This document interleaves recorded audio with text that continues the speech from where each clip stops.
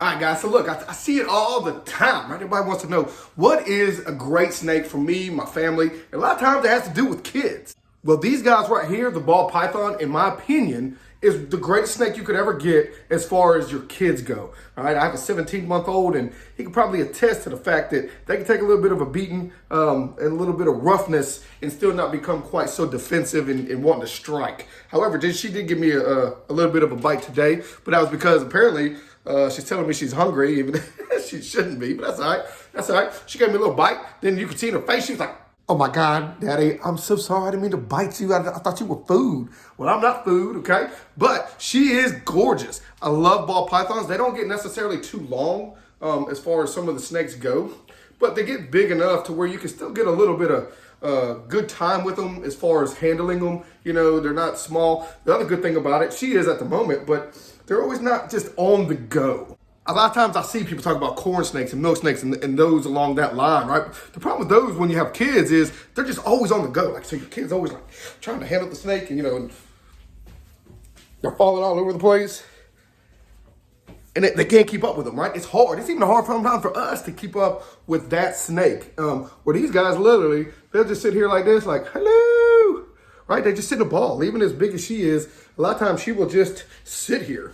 Okay, so it's nice that you can hand a ball python to a kid. You know, if you think about it, my son's been handling snakes since he was 3, 6 now, and we could hand him the ball python, and it would just sit in his hand just like this. No worries there at all. But remember, if you want to get a snake for your kids or your family, you got to get it for you as the adult, as the parent. It has to be your snake for your kids to learn from. If not, you'll be hitting me up asking me, can I take your snake? If you see a lot of this behind me and in the room next to you, about 80% of my reptiles that I have, 24 reptiles, almost all of them that I have, somebody's given to me or donated to me. Some for various reasons, but a lot of it was because I get it because the parents like, hey, my kid isn't interested in this anymore. Do you want it? And the sad part is that I actually have to turn down a ton of them.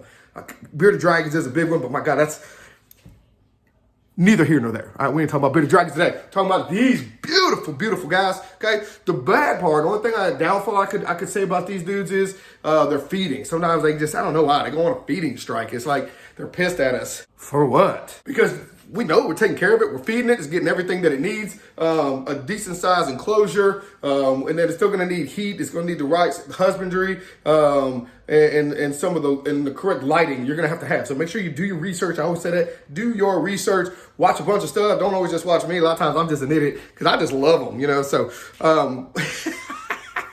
but no, seriously, watch more than just me and watch all these other people and they'll tell you. But ball pythons, in my opinion, are beautiful for your family. They don't get too big. They're usually pretty docile. Obviously, you know, kids, they always want to touch the heads. I don't know why. Kids always want to mess with their heads. But as you can see, I mean, you know, I can kind of give her a little annoyance. I'm going to annoy her for a second.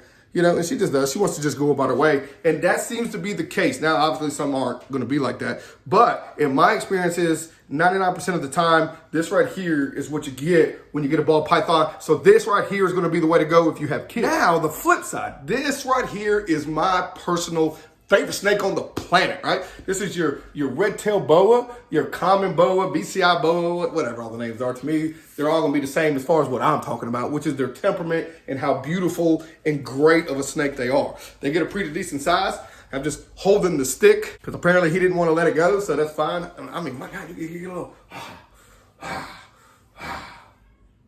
But no, in all seriousness, okay, these snakes are amazing. I love them because of their temperament. Now, where it's a little different from your ball python is that these guys are going to get a little bigger, right? So he's probably pushing about 6.5 feet. Sometimes I can get up to 8 feet, sometimes 10 feet. You're not going to see that out of a ball python. And obviously, when you start to kind of get this big, you know, my son, again, has been handling snakes since he was 3. He loves this guy. But the problem is that even at 6.5 feet, he can't get him off. He's 6 years old. And he struggles, you know, like when DJ holds on, he struggles to get him off. So keep that in mind. And these guys can get pretty powerful, but they come in some beautiful variants. You can see right here, I mean, these are 2 of the other ones that I have, and they're gorgeous, but man, they can be a little feisty when they're, for some reason, these 2. But they're gorgeous, but I love to see the different morphs. And then him, I mean, he's just kind of considered the common. Look at that right there. How awesome is that? Holding that thing vertical. Yes. That is so awesome. Where you go?